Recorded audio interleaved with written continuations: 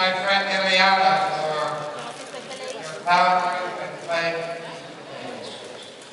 Thank you.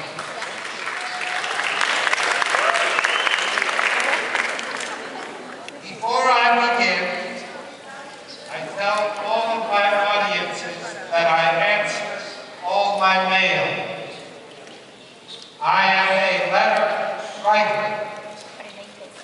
I've never used a computer. I don't know how to use a computer. I don't have an iPhone. You have to write a letter. I write 400 to 600 letters every month for 40 years. I write to people from 120 countries. And I pop up. So I don't have a big stack of letters. I get your letter, I answer it. Even though I'm on the road 300 days a year for 30 years.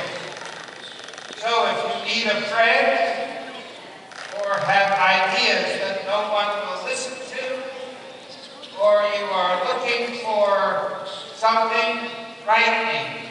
Even if you hate me, write me. I still answer. It's all interesting to me. 2 rules. It needs to be in English. I'm sorry, stupido. Okay, so if you don't know English, the computer can translate it, or your friend can translate it. And the other thing is, the return address needs to be very clear, because sometimes the post office is not clear. So I need, the one thing I have to read is your return address, because I want you to hear my promise. I have never not answered a letter. So if you want a pen pal, you can write me. And you don't have to agree with anything I'm saying. Tonight's presentation is a lecture called Living a Life of Joy, where I am proposing an audacious idea that there's a choice you can make in your life to be happy all of the time, the rest of your life, every day. That you can do it. And if you stay to the end, you will hear how easy it is to do it. Which is dangerous to hear something so good, so easy. How do you defend having a bad day? This will be your problem. Okay, so I'm going to divide up. First, I am going to give a little biography to show you that I am an expert on being happy. And I am giving you what I know for me. And then I will give an understanding how it is that in this world so many are unhappy, and that happy is more like a rare thing, like a jewel. And then I will give some more understanding of how it is that so many people suffer. And then I will give 2 strategies to never suffer. And then we can throw it open to argument or discussion. Please understand, if you have questions, they can be rude. You don't have to like what I say. Okay, are we ready? Great. Okay, next month, I will be 70 years old. I grew up, I am a child of World War II, born in 1945. My father was a professional soldier. My first 16 years of my life, I lived in the family of professional soldiers, mostly in military bases outside of the United States. I did not really know the United States because I was in a military family. My father fought all of World War II and all of the Korean War. It stole his soul.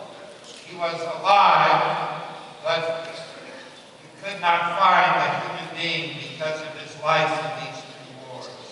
It's very common. And I was a strange child, what in English I call a weird, nerd, dweeb, dork, sissy boy. So I did not fit into being a man, and many times I was beaten up by bullies because I was this strange boy. And I learned to be funny, not to be funny, but because if you make the bully laugh, they don't hit their fool. So I decided I will be funny so they will not beat me up. It still works. Okay, so there I was. I did not really have a father, but everything you like about me came from my mother. My mother was a normal, loving mother, and she wanted to give that to me. My father died from war when I was 16, and it broke my heart because I never got to know him. And we moved back to the United States in 1961, which in our history in the southern states, our black population had no human rights. No human rights. A black person could not use a drinking fountain, a toilet, a restaurant, or a hotel of a white person in this land that's supposed to be a free country and a Christian country. And my life changed forever. I realized my country was fake. There was no of the people, by the people. It was white men had all the power. And that there were no Christians because no Christian would ever allow this discrimination to happen. And so the things I believed in went away. If you saw the movie of my life, they could not make Robin Williams look 17 because he was 42. Okay? So it starts in a mental hospital, and I was a mental patient. 3 times in 1 year, I was in a mental hospital wanting to kill myself. This is true. I did not want to live in a world of violence and injustice. I was a child of no violence or injustice. My mother made me an ethical person. But she was not a revolutionary, so I did not know what to do with my unhappiness. Between the second and the third mental hospital, I was present at Martin Luther King's famous I Have a Dream speech, maybe the most famous speech of the United States. And it was 1 million people who were nonviolent activists. And I felt, this is my tribe. This is where I belong. And I still needed another mental hospital. But in the third hospital in 1983, lightning strikes. You don't kill yourself, stupid. You make revolution. Was I happy? Well, I wasn't very good at killing myself. I failed a lot. But this idea that instead of killing yourself for what you want, I could try to change the world. And that's when I found out in that third hospital in 1963 that I could be an instrument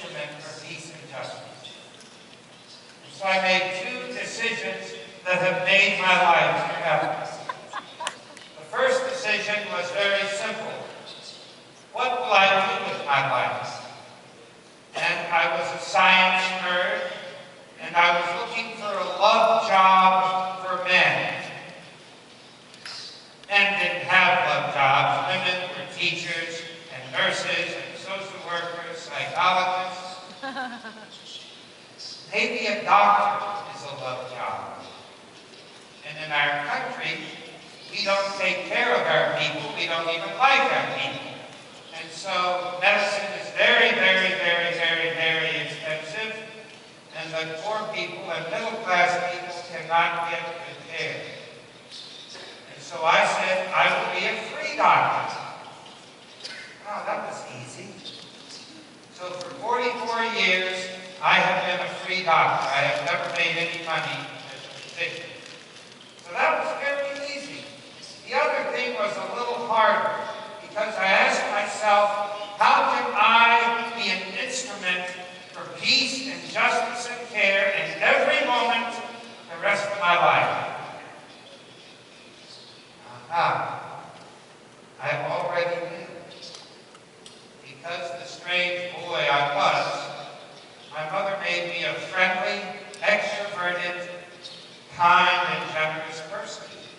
And I noticed being that person connected me whenever I wanted. So I decided as a political act that in every moment of my life I would be 6 qualities: happy, sunny, loving, cooperative, creative, and thoughtful.